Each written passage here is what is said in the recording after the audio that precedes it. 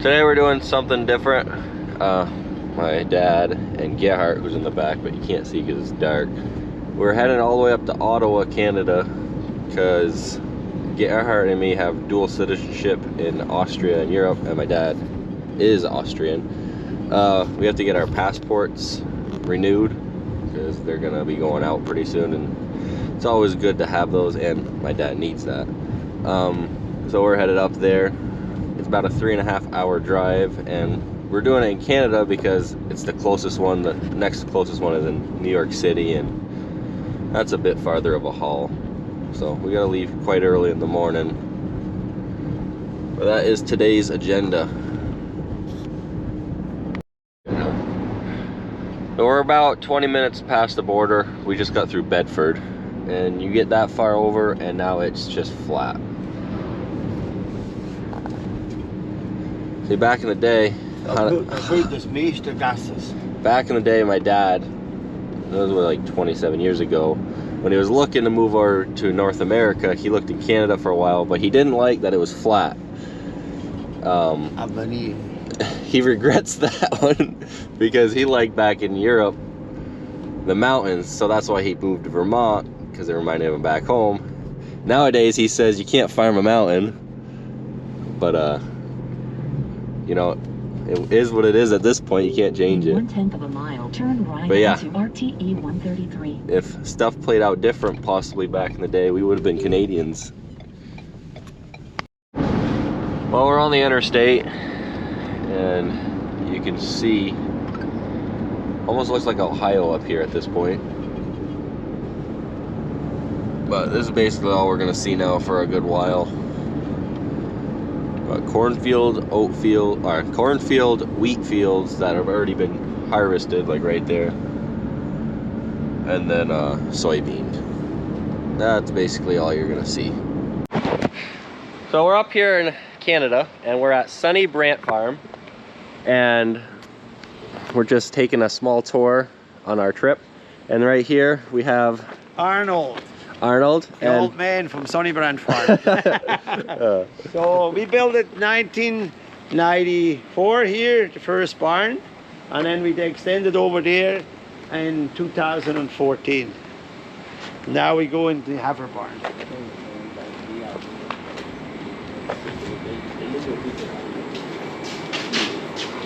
Wir bauen alles selber. Alles selber. Homemade. Everything's homemade. Everything's homemade. We repair, fix, and break like you guys.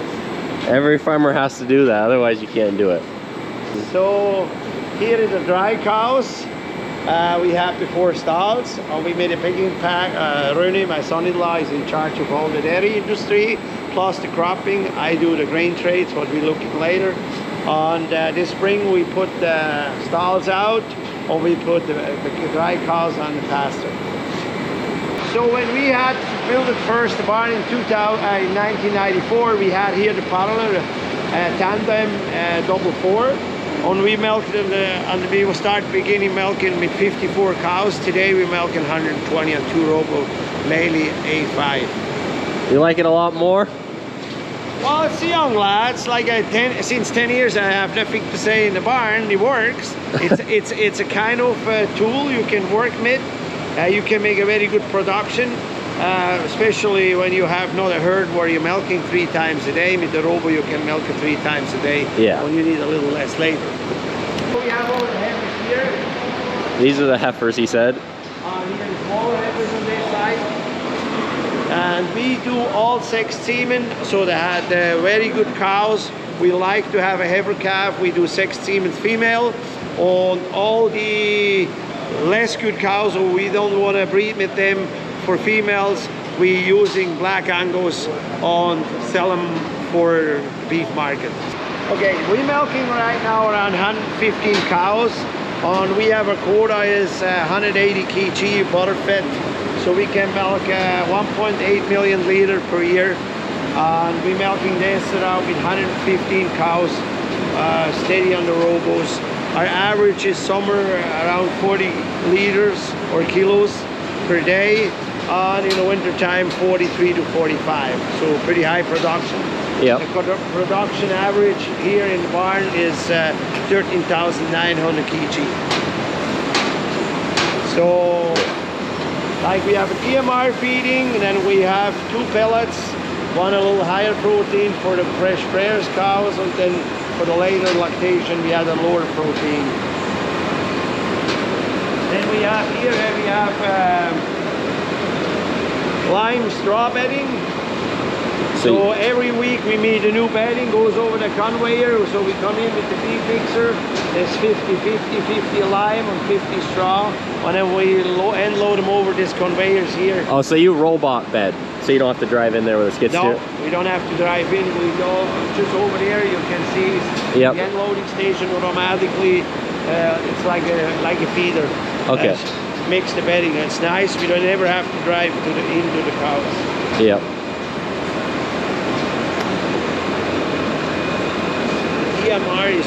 TMR is around 30 kg.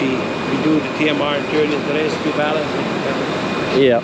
That's where the end load is. So this is where he was saying they come in with the mixer wagon, right? And you mix your bedding. Yep. And with the feed mixer wagon, and then they conveyor it up, and it gets dispersed on the stalls on its own. And then back here you have your alley scraper machines and stuff like that.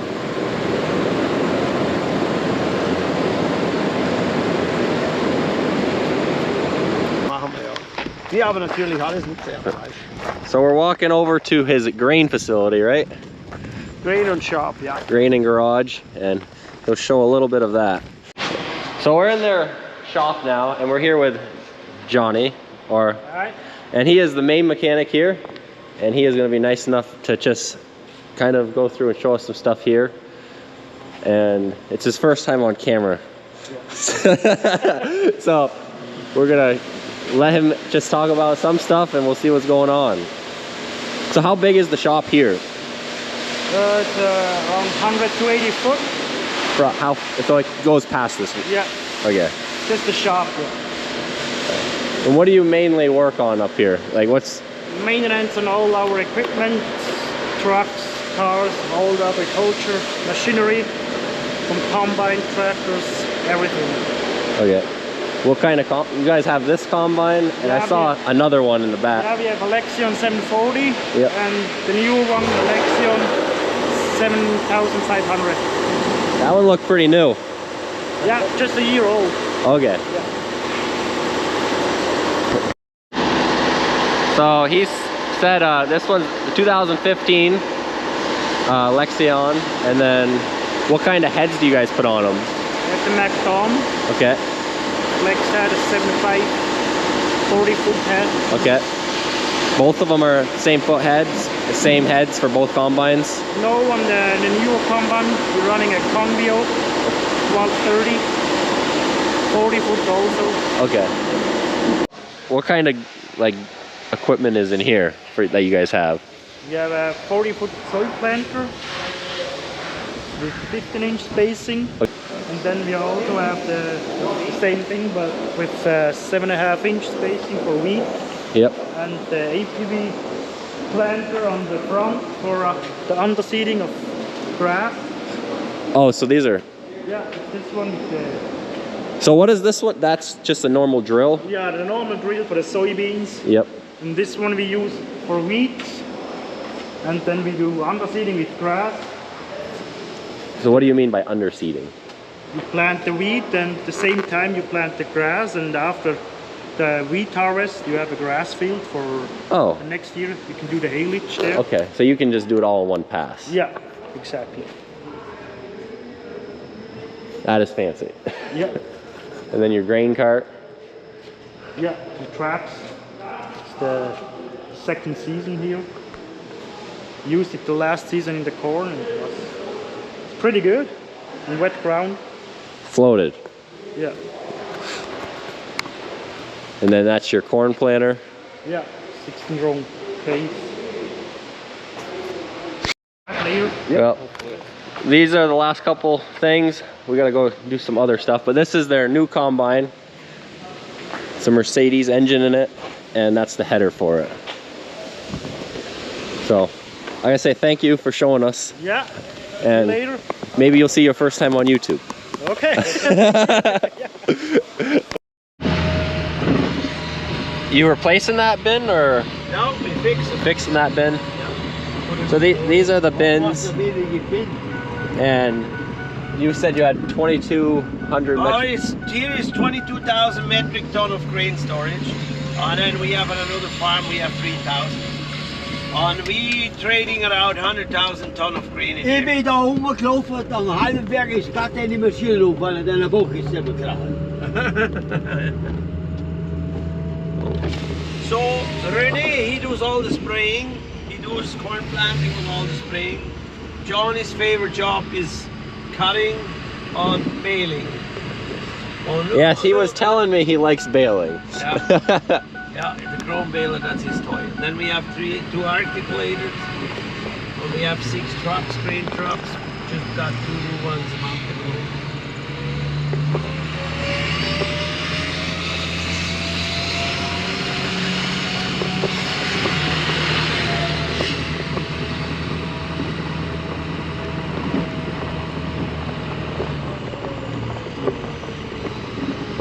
So this is a corn shed. In the winter we have full of corn up to the roof, totally to the gable. But now is our manure system with some other machinery is here. But it's up to the wall, completely to the wall, and up here is a drag conveyor in the center. Yeah. We filled 7,000 metric ton of corn here. So 7,000 metric tons fits in here. Yeah. So she's not a storage shed then, when you're full. Yeah, then it's a grain shed. Yeah, and in the summer we have a little bit the machinery in, so keep it away from the sun. Yeah. Was it cheaper to just store it in here than building more bins, or? Because we are not, we have to put a pin to the bedrock.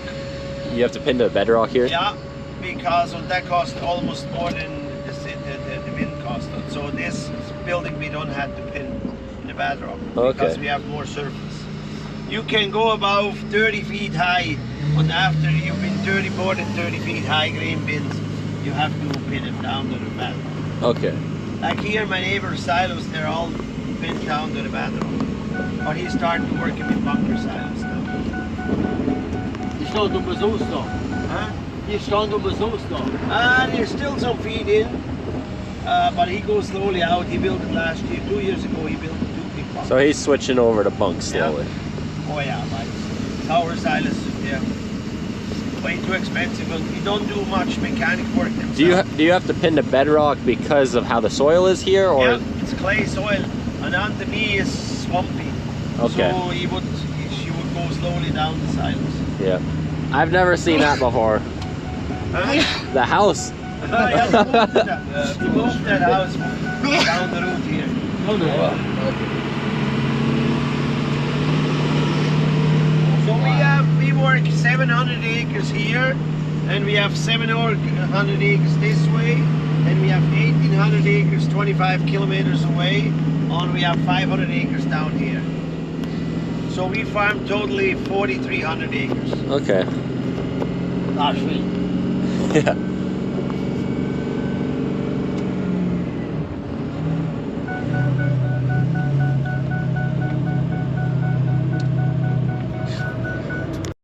So we're here at one of his properties, one of his fields, and it's completely different from what you guys are probably used to seeing, but I'll let him explain what's going on and what he's doing, and what all this is that you see. So this is black muck, actually residues for millions of years from trees. It was pushed in the glacier time over when the glacier was coming, and that was all rotten woods, and because it kept the water so good together, it was growing woods over a million years on. So we have down here around 100 acres. It's in the beginning was around between 8 and 10 foot deep black muck. On here on this side we are just started. On the west side, we're doing already 5 years, and we're excavating about 150,000 yards a year. So basically, the way you do it, and I explain it after. Okay, so that works like that. So we cultivating the ground, and the sun dries it out, and then we burn them, and then we go with the harvester through on harvesting about 2 inches of earth at a time. And then we bring them here, dump them with the big dump trailers and tracks, dump them here, the shovel shovels up, and then until December the earth is all gone, and then we have 2 pals left for March and April, and then we start again. So we're starting here harvesting usually after seeding is done, and quitting before harvesting. So this is a very wet summer. Rarely to see in this time of the year that water laying around, so we harvested until yesterday, the last 3 days, and now we can not go back in here for another 4 or 5 days, and then we go back in.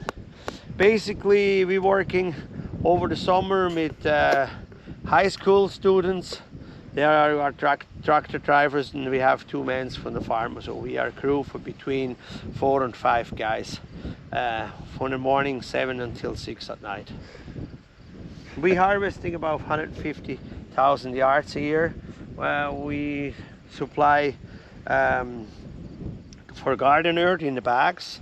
We supply in Toronto, down to Toronto and Kingston and Montreal for topsoil guys who mix it up with clay and other soils. Yeah, because this is a lot grinded. It's not like mulch. It's like, it looks on camera maybe like mulch because you see the wood, but it's not. Yeah, it's because it rained it over, and that's why it makes the wood shiny. But this is basically everything is bigger. Our harvester separates, and when you look at down here in the fields, that's where we dump the bag from the harvester on that pile, and then once a year we take the excavator, shovel them up and put them over there in a big pile, or we start a new pile over here after. And then in 5-6 years mostly is rotten down, and then we screen them and using the earth again. So there's a project. We harvesting here in this farm 5 years now. We had another farm before, and there's for another 20 years earth here. So he was explaining to me, not that I guess I don't say it, but like you said there's 10 feet when you bought it. 8 to 10 feet, yeah. And then when he says he harvests it, it was like a couple inches at a time? 1 inch to 2 inch, yeah. And then they actually work the soil down until 6 inches of topsoil, and then they come through and tile it, and then it basically turns into crop. So we mix up the last 6 inches of black muck, we turn them up with the clay, and that makes us a good soil. That's important. That's the most important thing. You leave 6 to 8 inches of black muck in the ground to make your a good fertile soil. That's what the most people who is in this business do. A big mistake is harvesting everything until the naked ground, naked clay comes out. That is not good. We plowing minimum 6 to 8 inch black muck under, mix that with the clay, and then we put wood chips in the trench where we're tiling every 20 feet. Yeah. Well, when you look on the other side, that's the crop it grows after. I mean, that's as nice as corn as you're gonna get. There's none of this. It's a perfectly level field. Yeah. In May it was 2 years here in the pit. So that's a 210, I think it's a 210 case excavator. It's 2 years old, and with just this 4,000 hours. Yeah, they've put 4,000 hours on it in 2 years. Looks, I mean, brand new. You can sell that brand new from pictures. Yeah, another excavator, he's on a root work, and it's a 210, and he's 1 year old, and he has 2,100 hours on it. So you got their articulator with a disc. So you do have to disc it before you run your machine? Yeah. That way it breaks it up. And then we have the skid steers to pick it up, the biggest chunks of roots. So even 10 feet down, you're gonna have roots still, like big chunks?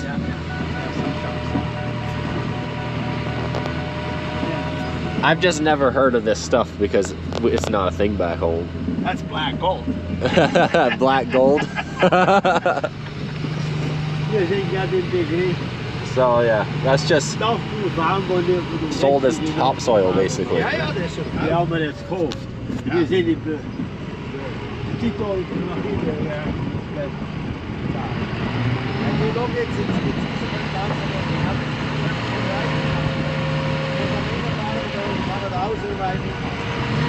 Okay, that's my oldest shovel. She's a 2019, and she has the dome on, and she has the. I think she has around 3,000 hours now. She's not so. And these trees are the ones that you separated that gets ran through the machine. And then I have two John Deeres, an 8530 and an 8230. They are good tractors. That is good tractors. And then that's the machine that separates it. Yeah, loading machine. The loading machine. Yeah. And I'm guessing that makes windrows. Yeah, that's the windrows. That's the Burmer, we say, homemade. Then we have one of our land leveler, but right now it's so wet, we don't touch anything, nothing. Nada. So there's a box blade. And then they have a screener here. Yeah, that's for planting, you know, nursery. For nurseries, we screening earth here for nursery. We just screened it today here. He made stuff ready. This guy works already for 17 years for me. Wow. His wife is the secretary in the office. Good couple. Well, that's gonna end this video. I gotta say thank you. Thank you for coming. I like your family. I say a nice hey and your mom and all your friends there. Thank you. We always like to come over, and so nice you stopped it. Thank you very much. Yes. It's about a 2.5 hour drive from here, right? Yeah. To our place, so we don't come up here very often. It's been a while, especially because of COVID. And then we were going to meet someone else, but they are probably not around. And yeah, we were gonna do a couple tours, but it is what it is. Yep. So thanks for watching.